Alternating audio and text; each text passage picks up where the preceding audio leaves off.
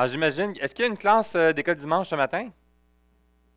Oui, ah, ben, eh bien, c'est Pierre-Paul. Ah, il n'était pas là, c'est ça, il est en haut. OK. Alors, Pierre-Paul vous attend en haut, les enfants. Alors, il est parti vite, oui, c'est ça, hein? Crou. Alors, niveau primaire, vous pouvez monter en haut et les bébés, ils dorment. Ils dorment. Hey, t'as réussi. C'est bon. Super. T'es tranquille aussi. Tu me donneras ton truc après. Super. Alors, ben, je pense que c'est juste mes enfants à moi. Fait qu'ils sont déjà dans la pouponnière. Hey, joyeuse Pâques! Hein? Quelle joie de pouvoir se réunir ce matin en cette occasion de fête, de célébration. Et on a eu cette occasion vendredi dernier, le vendredi 5, on s'est réunis ensemble. On était presque 30 personnes. Alors c'était vraiment c'était un beau moment. On a eu des visiteurs, des gens qui venaient pour la première fois. Et c'était le fun d'apprendre à se connaître, un petit café avec collation, dessert. C'était un bon temps de communion. C'était un bon temps de pouvoir se retrouver ensemble, de pouvoir profiter. Certains ont eu le vendredi saint, le vendredi de congé, alors ils ont eu en vacances. Mais au-delà de tout ça, c'était une belle occasion que nous avons eue pour nous arrêter et de contempler la croix et ce qu'elle a pour répercussion dans nos vies aujourd'hui. Comme notre frère Gaston l'a si bien dit dans cette réflexion du début, à travers les chants aussi qu'on a chantés, à travers notre frère Rénal. Rénal, es-tu là? Il était là?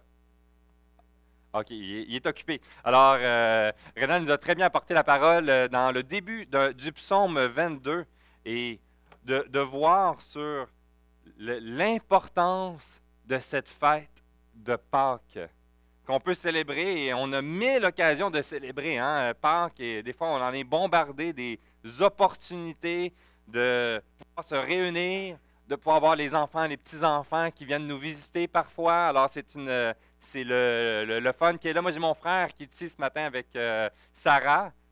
Je peux dire que qu'on te connaît bien vu qu'on a été à la même église pendant plusieurs années, mais on peut aussi dire que tu es venu avec mon frère parce que vous êtes en fréquentation depuis peu, là. On peut le dire? Sinon, je ne le dirai pas. Alors, Sarah et Seb, on est content de vous avoir. Seb est venu plusieurs fois ici, alors vous avez eu l'occasion sûrement de le saluer. Pour ceux qui ne l'ont pas encore eu, vous pouvez prendre le temps. Alors, ben, si vous avez dans cette occasion de Pâques plus de congés, c'est le fun de pouvoir se voir. Moi, je suis content d'avoir mon petit frère et Sarah qui sont venus nous visiter pour le week-end. Il y a les chocolats hein, pour les enfants. Ah, il y a aussi d'autres occasions. Après les chocolats, il y a aussi quoi d'autre qu'il peut y avoir dans cette période-là? Les fermettes, hein? Les animaux. Puis il y en a même qui sont programmés presque pour avoir des bébés chèvres juste au bon moment. Et combien vous avez eu de visites un petit peu hier, hein, M. Dunbrook? 40 personnes, wow! Ah, nous aussi. Ah, ok, oui. C'est plus. C'est bon, excuse-moi, je pensais que c'était le lien avec ça que je m'en venais, mais c'est encore plus le fun. Bonjour, bon matin, bon midi. Y a-t-il un décalage d'une heure ou 2 heures? Alors, bonjour Ali, on est content que tu nous suives à distance. Pas perdre le français, là. Non, ça va être correct. Alors, ben, quand même, plus de 40 personnes sont venues chez la famille Dunbrook avec de voir les bébés chats, les bébés chèvres et les bébés lapins aussi. C'est encore ouvert avant qu'on y mange, c'est ça? On ne parlera pas de ça. Alors, on profite de cette occasion de Pâques et souvent, vous savez, c'est les animaux, il y a les petites fermettes au centre d'achat. On m'a dit qu'il y avait un lama. Alors, à Alma, nous avons un lama. Mais au-delà de toutes ces opportunités-là, là, on voit toutes qu'est-ce que je passe dans mon week-end. Mais pourquoi on célèbre Pâques? Est-ce que c'est pour les chocolats? Est-ce que c'est pour les lapins? Est-ce que c'est pour les animaux? Il y a toutes des choses qui sont plaisantes. J'aime manger du chocolat. J'aime voir ma famille. Mais le sens de Pâques, l'origine qui a transformé des générations, des gens qui sont venus être déracinés de leur environnement, de leur famille pour aller parler d'une bonne nouvelle dans d'autres régions. Des gens qui sont même venus jusqu'au lac Saint-Jean et même le Saguenay. Des gens qui ont quitté leur pays pour se rendre au Canada. Des gens qui ont passé à travers des périodes de grande persécution, de périodes noires et qui ont transmis un message qui a changé leur vie d'une époque à une autre. Et lorsqu'on recule de plus en plus loin, on se retrouve à des gens que leur vie a été foudroyée. On le découvre à travers les disciples de Jésus, il y a plus de 2000 ans. Et lorsqu'on voit dans l'Évangile, dans les Évangiles, en Matthieu chapitre 26, 27, on le voit cette transition-là de fin de vie du Seigneur Jésus, et on est confronté à la mise en lumière de les disciples dans lesquels ils vont réagir, et tout d'un coup, ils passent de tremblants, remis en question, fuir, à être zélés, prêts à mourir, et ils seront persécutés pour un message incroyable. Qu'est-ce qui s'est passé à ce moment-là? Et que ça lui fait un effet de boule de neige d'une génération à l'autre jusqu'à nous aujourd'hui. Avec compréhension que ce qui s'est passé depuis 2000 ans continue de faire une œuvre incroyable. Et on sait, avec Rénal, on discutait, et on disait, wow, à quel point que le psaume 22 nous met en lumière la richesse de ce que nous célébrons à travers cette fête de la Pâque. On voit la richesse dans la première section des premiers versets 1 jusqu'à 22 de la grandeur de l'acte de la croix de Jésus qui est venu mourir pour nos péchés. On a pris le temps de voir à quel point que c'était quelque chose de grave, quelque chose d'essentiel, quelque chose de sombre aussi. Il y a une tristesse qui est présente de voir toutes les conséquences du péché dans le monde et ce que Jésus est venu supporter à la croix. Et dans la continuité qu'on va voir ensemble, les versets 23 à 32, on va examiner un changement de ton, un élément radical, le même psaume, mais on voit une lourdeur, une tristesse, un côté sombre, qu'on voit la gravité du péché et de ce que Christ est venu faire, le pourquoi d'un élément, ne pas prendre à la légère, et ce que ça produit, le verset 23 et la suite. Une explosion d'émotions, une explosion de joie. On va contempler ce que sa résurrection a comme répercussion dans nos vies aujourd'hui et de ce qu'elle représente et de en quoi que la crucifixion sans résurrection, c'est incomplet. La résurrection était essentielle. Et toute la suite, puis on va le survoler ensemble, section par section, 3 sections réparties, de voir qu'à travers la résurrection, on va découvrir un écho de la croix. On va voir qu'il y a un élément que ça nous ramène vers la croix. C'est directement relié à l'implication de ce que la croix est venue faire pour nos vies. On va voir ensuite que c'est aussi un écho de l'autre côté vers le ciel, l'éternité. La résurrection nous ramène est rattaché à la croix, mais aussi ramené vers la perspective de l'éternité. Et il y a aussi une répercussion, un écho de ce qu'elle représente pour notre vie d'aujourd'hui. Ce n'est pas un état passif. La résurrection a un impact pour nous aujourd'hui. De ne pas prendre à la légère. Il y a une raison bien précise pourquoi dans nos églises, les croix que vous voyez, elles sont vides. Parce que Jésus n'est pas resté sur la croix. On va voir premièrement dans cette première section cet écho de la croix, qui est notre libération. On le voit ici dans le psaume 22, versets 23 à 25. J'ai mis la version Parole de vie. Alors, vous allez voir, si vous suivez avec Louis II, vous allez voir des petites nuances, puis c'est bien. Suivez la version où vous êtes le plus à l'aise. On voit dans la première section ici, « J'annoncerai ton nom à mes frères et à mes sœurs. Au milieu de l'assemblée, je chanterai ta louange. Vous qui respectez le Seigneur, chantez sa louange. Tous les fils de Jacob, rendez-lui gloire. Tous les fils d'Israël, tremblez devant lui. Le Seigneur n'a pas méprisé le malheureux dans son malheur. Il ne l'a pas rejeté. Il n'a pas détourné son visage de lui. Le malheureux a crié vers le Seigneur l'a écouté. » Dans cette première section, elle est étroitement reliée. C'est la suite des versets précédents qu'on a vus vendredi dernier pour ceux qui étaient présents. On a vu, et si vous l'avez manqué, c'est pas grave. Après service, dans les prochains jours, allez relire le psaume 22 au complet. Allez reconnecter ensemble ce que nous attendons, le cri du cœur de voir ce que Christ est venu faire et de le ramener sur ce qu'elle a produit comme espérance dans nos vies.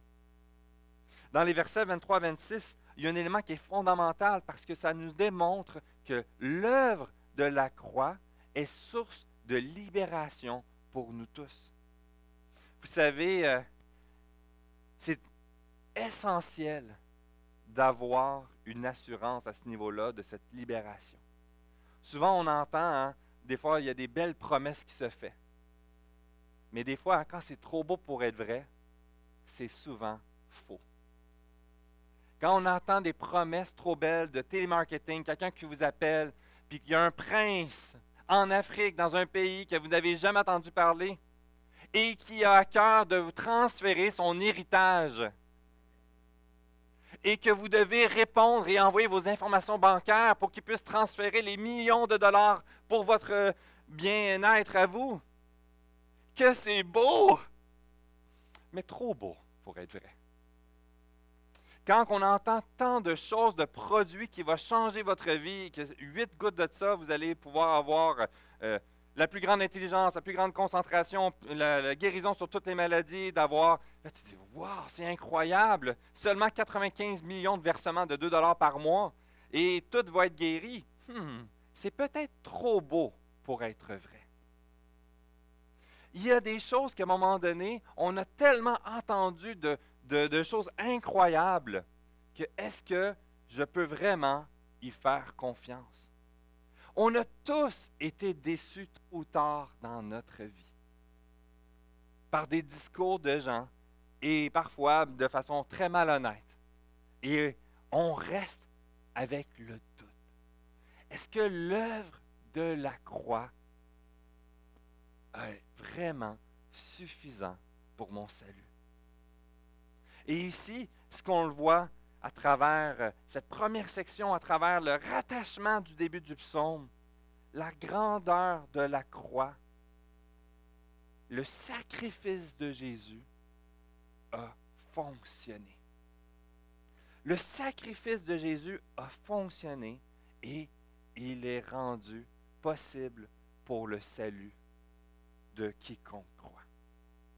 On le voit dans ce psaume 22, il a été utilisé à maintes reprises dans les Écritures. On le voit 9 fois cité dans le récit de la Passion. Il est cité 13 fois en tout, des sections du psaume 22, en référence à ce que Jésus est venu faire pour nous à la croix. De ce que Jésus est venu et ce qu'il rend possible pour nous aujourd'hui. Le psaume 22 vient et il est confirmé à travers le Nouveau Testament, à travers la parole dans son ensemble. On le voit, la confirmation que le sacrifice de Jésus n'était pas une erreur, n'était pas une déviation du parcours de la volonté de Dieu. Tout était organisé d'avance. Et ce que nous attendons, nous, aujourd'hui, en 2023, ce qui s'est produit il y a plus de 2000 ans, il avait été annoncé d'avance bien avant. Et le psaume 22 n'est tout simplement, comme on l'a si bien dit, Rénal, dans la prédication de vendredi, une confirmation que tout était organisé et voulu par le Père et que le Fils avançait avec obéissance dans le chemin de la souffrance, de cette séparation du Père, de subir et supporter la colère de Dieu et qu'à ce moment précis, tout a été déversé à la croix. Et qu'à travers la résurrection, nous pouvons avoir la garantie que cela a bel et bien fonctionné. Cela a bel et bien fonctionné pour toi et moi. On peut se poser la question, oui, ok, ce sacrifice a eu lieu, oui, il a vaincu la mort, oui, ça a fonctionné, mais est-ce que c'est encore légitime pour moi? Je vois mon cœur, je vois mes états, je vois mes remises en question. Je ne mérite pas ça. Alors peut-être que c'est plus pertinent pour moi. Ça fait tellement longtemps que c'est arrivé. Est-ce qu'encore aujourd'hui, en 2023, ça a encore du sens pour ma vie aujourd'hui? Eh bien oui. On voit un des passages qui prend référence du psaume 22 qu'on retrouve dans Hébreux 2, versets 9 à 10, qui nous dit « Mais celui qui a été abaissé, Jésus, pour un peu de temps au-dessus des anges, Jésus, nous le voyons couronné de gloire et d'honneur à cause de la mort qu'il a souffert, afin que par la grâce de Dieu, il souffrit la mort pour tous. Il convenait en effet que celui pour qui et par qui sont toutes choses et qui voulait conduire à la gloire beaucoup de fils, éleva à la perfection par les souffrances le prince de leur salut. Incroyable, mais cette mort est pleinement pertinente pour chacun d'entre nous aujourd'hui en 2023. Sa résurrection, cette œuvre à la croix, est une confirmation que tout a été parfaitement accompli et qu'à travers cette résurrection que nous découvrons, il y a ce changement et nous ne sommes plus dans la crainte d'un jour rencontrer ce Dieu saint et d'être sous sa colère à cause des millions de raisons que nous pouvons nommer chacun individuellement de façon très différente. On peut s'approprier ce psaume pour nous. On peut s'approprier cette transition à partir du verset 23, de la souffrance, du désespoir, du silence, à cette voix débordante d'adoration et d'élever cette joie parce qu'à travers la résurrection, je peux savoir que le sacrifice a bel et bien fonctionné et qu'il est accessible pour moi. Dans le psaume 22, on découvre cette prière d'angoisse vers cette confiance, de cette libération. Libéré de cette angoisse d'être sous la colère de Dieu. Ce qui est incroyable. On a 1000 raisons pour pouvoir douter lorsqu'on regarde notre cœur, lorsqu'on cherche à saisir, lorsqu'on entend tous les beaux discours, mais lorsqu'on regarde ce que Dieu nous a dit et tout ce qu'il a accompli, il l'a tout fait fidèlement dans tous les moindres détails, sans jamais rien oublier et manquer. Pour ça que nous pouvons dire, s'il n'y a pas eu de résurrection, on serait obligé de remettre Jésus sur la croix. Et Jésus qui est toujours sur la croix, ça veut dire qu'il n'y a pas eu la victoire sur le péché. Et si il n'y a pas eu de victoire sur le péché, nous serions toujours sous la colère de Dieu. Quelle joie de voir que la croix est vide. Parce qu'il n'est plus là. Nous pouvons avoir cette libération de la colère de Dieu et de regarder de l'autre sens vers cet écho qui nous amène vers le ciel et d'avoir cette assurance. Pas possibilité ou probabilité, mais une entière assurance. Vous savez, toute notre vie est programmée sur une fin. Toutes nos priorités, nos objectifs.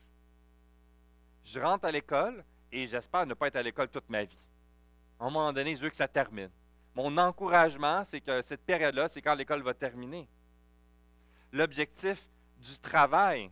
Certains veulent travailler jusqu'à la mort, d'autres jusqu'à ce que la santé le permette, d'autres jusqu'à la retraite. Mais tout le monde sait qu'à un moment donné, il y a une fin au travail. On a tous un point de fin. Un plan de retraite. Des fois, on se pose la question à l'âge de la retraite de peut-être qu'il faudrait que je colle un peu d'argent de côté. Mais tout le monde sait qu'à un moment donné, il faut avoir de l'argent prêt de côté. Les statistiques nous enseignent qu'il faut maintenant viser une espérance de vie de 92 ans.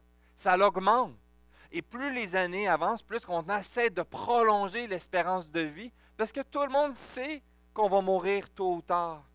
Et toutes nos réflexions, nos préoccupations peuvent être orientées vers cette période de temps, pour l'utiliser au maximum, pour en bénéficier le mieux possible, pour être le plus préparé, pour pouvoir à la fin dire, bon ben, j'ai fait une bonne vie. Mais on est en train de tout regarder notre perspective sur ce petit temps-là. Et le pire, c'est que même si tu as le meilleur plan de retraite au monde, tout peut s'écrouler. Des fonds de pension qui s'évaporent en une fraction de seconde. à travers une faillite d'entreprise. Un plan de travail sur 40 ans, mais que tout d'un coup, la santé nous arrête après quelques années. D'avoir un plan d'études, mais que finalement pas se rendre jusqu'au bout. Et que là, c'est un échec total. À travers cet élément-là ici, de ce que nous découvrons, de cette fête de Pâques, qu'à travers la résurrection, ça nous ramène notre regard vers pas ce qui est dans le micro, vous savez, le micro, ce qui est dans le petit, mais ça nous redirige vers ce qui est notre vie éternelle. Dans le ciel, avec Dieu, c'est une question d'éternité. C'est une continuité de notre mort physique, ou lorsque le Seigneur va venir nous chercher d'une façon ou d'une autre. Tôt ou tard, nous allons tous mourir, mais c'est bien plus que notre 92 ans de moyenne de vie. On aborde ici cette réalité de saisir ce qu'elle représente dans ma vie, dans mon regard, dans cette assurance que je peux avoir. Sur quelque chose peut-être que, encore une fois, je ne peux pas contrôler, mais il y a quelqu'un qui contrôle et il veut me donner une assurance pour cette éternité. On voit ici dans la suite des versets 26 à 30. Grâce à toi, Seigneur, je peux chanter ta louange dans la grande assemblée. Devant ceux qui te respectent, je ferai ce que j'ai promis. Les pauvres mangeront, ils n'auront plus faim. Ceux qui cherchent le Seigneur chanteront sa louange, qu'ils vivent pour toujours. Toute la terre se souviendra du Seigneur et reviendra vers lui. Toutes les familles des peuples l'adoreront. Oui, le Seigneur est roi, il gouverne les peuples. Ceux qui sont pleins de vie mangent et l'adorent. Ceux qui vont mourir, ceux qui ne peuvent rester en vie, se mettront à genoux devant lui.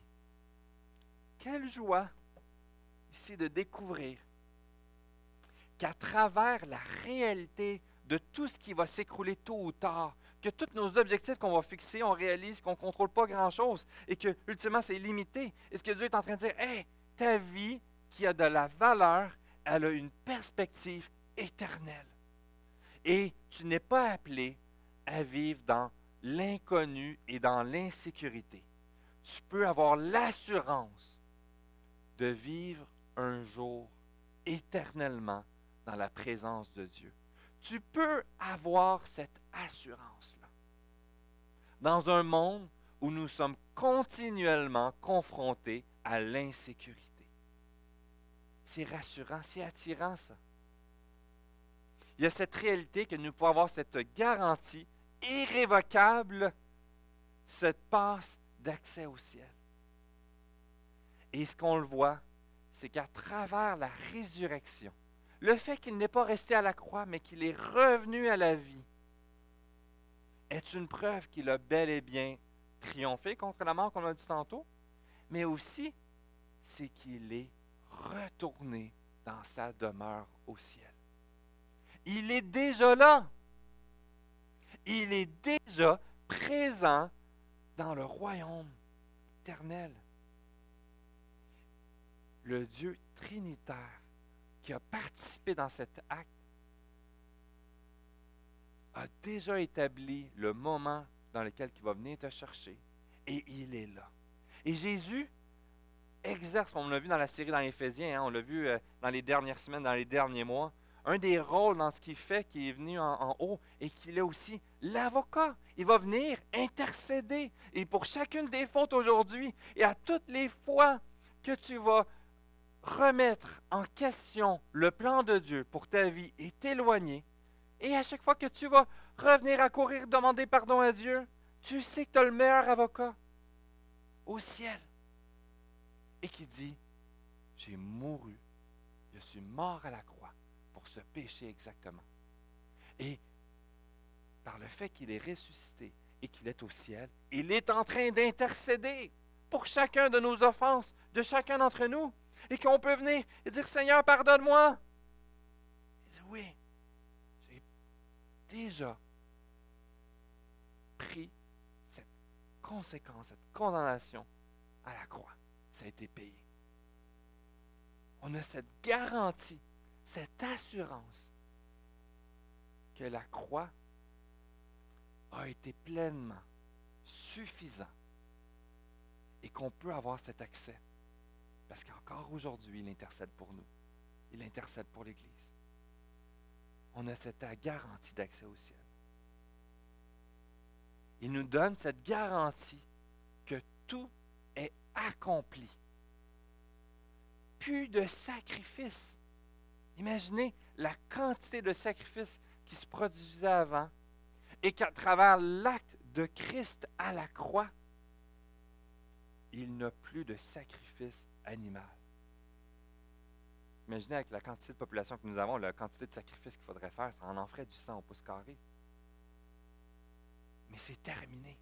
Le sang versé à la croix de Jésus a été suffisant. Je n'ai pas besoin de faire une vie parfaite et d'essayer bonne chance parce qu'on va être confronté à la réalité qu'on n'est pas capable d'y arriver. Ça met en lumière que cette garantie ne dépend pas de nous. Ça ne va pas dépendre de ma vie de piété. Vous savez, il y a tellement, encore une fois, de tentatives pour réussir à augmenter les bénédictions et les chances de Dieu. Et dans la période de Pâques, c'est une occasion pour certains de tomber dans des recherches de superstition ou d'essayer d'avoir la faveur de Dieu, de se réunir, de faire des jeûnes, de faire des ci. Et ce que Dieu dit, c'est tu ne peux rien faire qui va mériter ton salut. On l'a vu il y a quelques semaines avec Éphésiens chapitre 2, 8 à 10. Ce n'est pas par nos œuvres, afin que personne ne puisse trouver la gloire à lui-même. Tout a été fait. Je ne peux rien faire qui puisse plaire à Dieu suffisamment pour mon salut. Jésus est entièrement suffisant et qu'à travers sa résurrection, je peux m'abandonner à lui tel que je suis, tel que nous sommes dans notre état présentement. Puis tu dis, oui, mais je ne connais pas la Bible. Je suis à peine en train de la lire. Ou je ne suis même pas membre dans l'Église, je ne suis pas encore baptisé, ou je suis encore dans le péché dans ma vie. Ce qu'il dit, c'est viens et abandonne-toi auprès du Père, car Jésus a tout fait. Accepte que tu as besoin de lui. Et finalement, dans cet écho du ciel, ce deuxième point, on a cette assurance parce qu'il nous a montré le chemin. À travers le fait qu'il est revenu à la vie et qu'il est monté au ciel, il nous a montré ce que nous allons vivre un jour. Nous sommes passés de la mort à la vie. Et un jour, nous aurons un corps glorifié et que nous serons dans la présence du Père. Il va venir nous amener auprès de lui. Et il l'a fait pleinement. Il l'a rendu visible. Il s'est assuré des témoins qui puissent voir qu'il a été élevé de la terre et être retourné dans le royaume. Et il va venir nous chercher. Incroyable! Mais à travers cette occasion que nous célébrons année après année, nous nous rappelons ce qu'on va vivre bientôt. Peut-être dans 1 heure, peut-être dans 1 an, peut-être dans 10 ans, mais un jour, tôt ou tard, nous tous qui avons accepté, reconnu Jésus comme notre sauveur personnel, pourront suivre le chemin que Jésus nous a montré. Incroyable! On le voit ici, Don Carson, un théologien que j'aime beaucoup. Il nous dit, notre espoir n'est pas de vivre jusqu'à 70, 80 ou même 90 ans. Notre espoir est finalement celui d'avoir un corps comme celui du Christ ressuscité. Et son corps en est les prémices. Quelle joie de regarder en arrière et de nous exciter pour demain. Et qu'il faut, à travers année par année, célébrer l'œuvre de la croix, mais célébrer aussi l'œuvre de sa résurrection pour notre vie, afin de veiller, de ne pas tomber dans les pièges de l'engourdissement, de ne pas veiller dans le désillusionnement de ce que je vois aujourd'hui et de remettre en question la souveraineté et la fidélité de Dieu, je peux avoir l'assurance, je peux avoir cette paix que je n'ai pas à craindre, même si que tout s'écroule autour de moi, il y a cette réalité éternelle qui va se manifester dans la vie de chacun d'entre nous. Et elle a été rendue possible par sa résurrection. Moi, ça m'émerveille. Et c'est bon parce que c'est pas juste cet aspect de dire, bon ben, ça va venir, mais il y a un élément très concret pour nous. Un écho du présent. À travers la résurrection, ça change des vies dès maintenant. Dès jour 1 d'après son ascension, dès jour 2 après son ascension, il y a eu un shift évident, une transition. Nous avons un réconfort possible en lui à travers ce que nous vivons aujourd'hui. Et je pensais à une histoire, quand je travaillais sur la route, vous savez, quand j'étais représentant, je me promenais toujours partout au Québec, puis j'allais à l'aventure, puis j'imprimais toutes mes cartes. À l'époque, les GPS n'existaient pas, puis là, ça s'est mis à sortir plus accessible. Puis conducteur avec MapQuest, c'est ça l'application? Que là, tu mettais tous tes itinéraires, tu imprimais tous tes papiers, puis là, tu roulais, puis il ne fallait pas que je me trompe. Puis je faisais visiter les bureaux d'architectes. J'en visitais, mettons, une dizaine par jour. Et chacune des secteurs. Fait que quand j'allais à Québec, je ne voulais pas me tromper, je ne voulais pas revenir à la maison puis devoir revenir. Tu n'as pas le temps de niaiser dans tes chemins. Là. Puis je me souviens qu'un jour, tout était prêt. Je pars à Gatineau, aller-retour, vite, vite. Il y a eu des fusions entre-temps. Ils ont tous changé des noms de rues. Mes feuilles ne marchaient plus. J'étais perdu. Ça faisait 2 heures que je tournais en rond. Puis que tu essaies de conduire, puis tu ne veux pas frapper aucune personne en lisant tes feuilles, puis c'est tellement dangereux. Aujourd'hui, les règles sont rendues très strictes. Mais j'y arrivais pas par moi-même. Mais j'ai jamais eu besoin de demander de l'aide à personne. Pas parce que j'en avais pas de besoin, c'est parce que je voulais pas.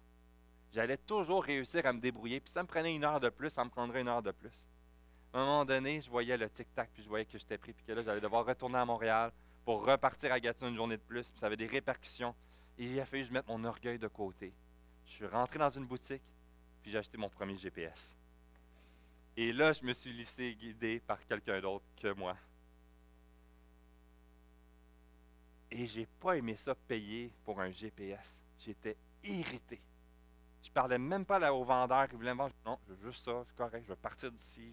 Je sais pas pourquoi je réagis de même. Puis même avec mon épouse, elle trouve que des fois, je suis pas très patient comme conducteur ou comme copilote ou quoi que ce soit. J'aime quand c'est fait à ma façon, puis on dirait que ça ressort plus lorsque je suis dans l'auto.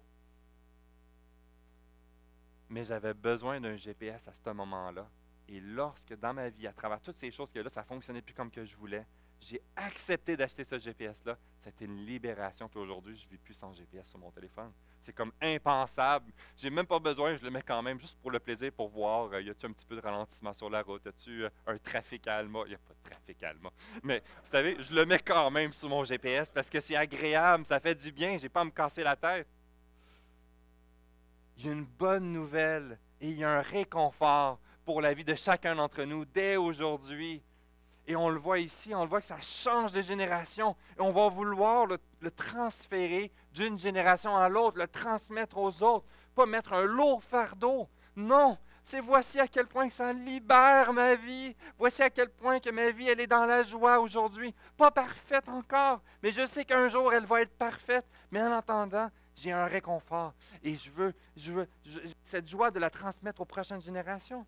Puis on le voit dans les versets 31-32. Leurs enfants le serviront. On parlera du Seigneur à la génération d'aujourd'hui. À ceux qui vont naître, on racontera ce qu'il fait pour sauver son peuple. Et il y a une joie, il y a un émerveillement, il y a un débordement, parce que l'œuvre de la croix et sa résurrection n'est pas un état passif, arrêté, puis de dire, je suis mort à la croix, puis un jour je vais venir te chercher, puis entre-temps, subis, puis souffre, mais sache que je t'aime de loin. Non! À travers sa résurrection, il est en haut, il règne sur sa création, et il y a cette bonne nouvelle pour le salut de chacun d'entre nous, ensemble. Et on le voit dans cette idée, il y a un sens collectif dans ce psaume 22. Ce n'est pas une louange individuelle. Il ramène les gens à l'adorer ensemble. Il ramène à transmettre à la prochaine génération. Ce n'est pas quelque chose que tu as un trésor incroyable et de faire comme Séraphin. Vous connaissez dans l'histoire, je ne dirais pas le folklore, mais l'un des modèles, des exemples là, d'un administrateur des finances, mais que c'était pour lui, puis qui était très centré sur lui-même. Ou Picsou, ou d'autres qu'on peut avoir, et de dire, ça a une valeur, je vais le garder pour moi-même et l'enfouir. Non, ça a tellement de valeur que ça déborde d'une génération à l'autre et qu'on veut s'émerveiller ensemble. Et il y a une richesse dans ce psaume qu'on découvre que cet émerveillement se vit de façon collective. Bien plus. Et dans ce débordement de s'exciter ensemble, parce que la vie présentement, comme je l'ai dit, elle est loin d'être parfaite. La vie présentement, elle a encore des embûches. Le péché fait encore des ravages dans nos relations, dans mon cœur, dans le corps. Mon corps qui vieillit, puis que je vois des petits bobos qui sortent, puis que plus les années, je pense que tout le monde pourrait attester que plus les années avancent, plus que les bobos apparaissent aussi. La terre souffre. Mais ensemble, on peut s'exciter sur cette bonne nouvelle. Il est vivant. Un jour, ce sera terminé. Un jour, on va le célébrer et on va le louer ensemble, son saint nom, puis on ne va pas se tanner. Ça va être le fun. On va tous le louer sur la même note. Il n'y aura pas de lip-sync au ciel. Je vais être le premier à chanter fort en avant, puis Léo, tu vas être en arrière de moi ensemble. Sur cette base d'adoration, on voit David qui accomplit ses vœux, encourage l'assemblée à louer le Seigneur avec lui. Dit, louons notre Dieu, élevons nos voix ensemble, émerveillons-nous, gardons le regard à la bonne endroit. Et qu'à travers Pâques, c'est redirigeons notre regard à la même endroit, à la bonne endroit, vers Christ qui est au ciel. Il a vaincu la mort pour nous. Ce que je subis ici dans les répercussions du péché, un jour, ça va être terminé parce que ça a été payé et vaincu. Et qu'à travers tout ça, on découvre, on le voit, cette richesse, qu'on peut avoir accès dès aujourd'hui à Dieu. Il est concerné de ce que tu vis présentement. Il prend plaisir à t'entendre. Il veut que tu déverses ton cœur dans les blessures que tu vis, dans les découragements que tu vis, dans les remises en question, dans les échecs que tu vis. L'occasion encore de la Pâque que nous célébrons aujourd'hui, c'est une occasion de se réapproprier, de dire, Dieu, je ne mérite pas de te parler. Mais merci parce que tu es mort à la croix pour moi. Et j'élève ma voix. Et je veux te demander pardon. Je veux te demander ton secours. On peut découvrir et s'approprier la transition du psaume 22, du verset 22 à 23. On peut s'approprier le témoignage des disciples. On voit dans Matthieu 28, 18, 20. Non, ça c'est l'autre d'après. C'est dans le 27. OK, je ne l'ai pas mis, c'est pas grave. On le voit, vous savez, dans la transition de juste avant l'arrestation, la crucifixion, les disciples sont zélés, sont enflammés. Puis que là, quand ils annoncent justement qu'il va être trahi, qu'il va être arrêté, qu'on va le renier, puis là, Pierre le reprend. Voyons donc, ça n'a pas de sens. Puis là, les autres disent, mais non, voyons donc. Et quand il est arrêté, qu'est-ce qui se passe? Le plus zélé est le premier à officiellement renier 3 fois. Et qui quitte avec une profonde tristesse. Il prend conscience de ce qu'il a fait. Les disciples passent d'un état de découragement profond, dans la confusion, dans les doutes,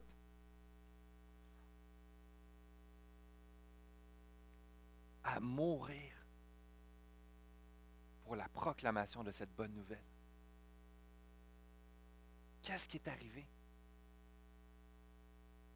Dans la résurrection de Jésus, il est venu les voir. Il les a encouragés. Il les a rappelés ce qui devait arriver, qui c'était bel et bien dans le plan de Dieu. Mais il y a une richesse qu'on découvre dans le chapitre 28, versets 18-20.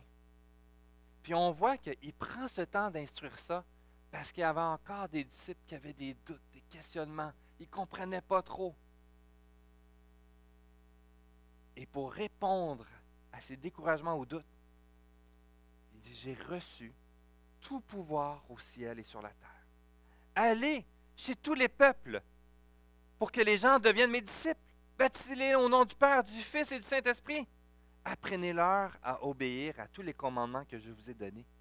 Et moi, je suis avec vous tous les jours jusqu'à la fin du monde. Enlevez le début, enlevez la fin, et c'est hyper décourageant. Ce qui a été rendu possible, ce qui a fait le changement de vie des disciples, c'est pas qu'il avait pris les meilleurs, puis que là, il a donné un petit peu de gaz, puis on est capable, on y va, go, go, go. Parce que s'ils sont capables, go, go, go, comme qu'ils pensaient, ils vont faire la même chose qu'ils ont fait quand que Jésus a dit qu'elle allait tomber et qu'elle allait les renier. Ils disaient non, on est capable. Et ils se sont plantés. Mais quand il dit par nous-mêmes, on n'est pas capable. Mais quelle joie de savoir que Jésus, qui a tout pouvoir sur le ciel et sur la terre, est avec eux jusqu'à la fin. Puis avance et partage et persévère et remets ta vie entre les mains de Dieu. Parce qu'il est vivant. Parce qu'il est au contrôle de la création et de ta vie.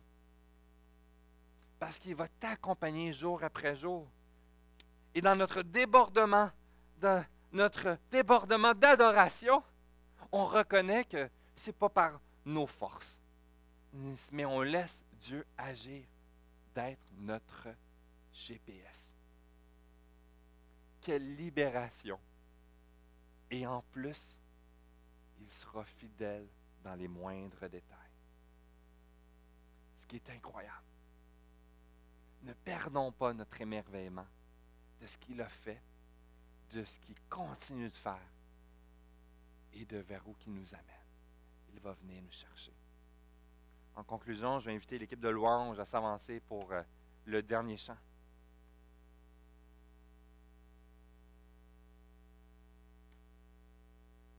À travers le psaume 22, il y a une exhortation officielle pour la vie de chacun d'entre nous à nous approprier la grandeur de cette résurrection.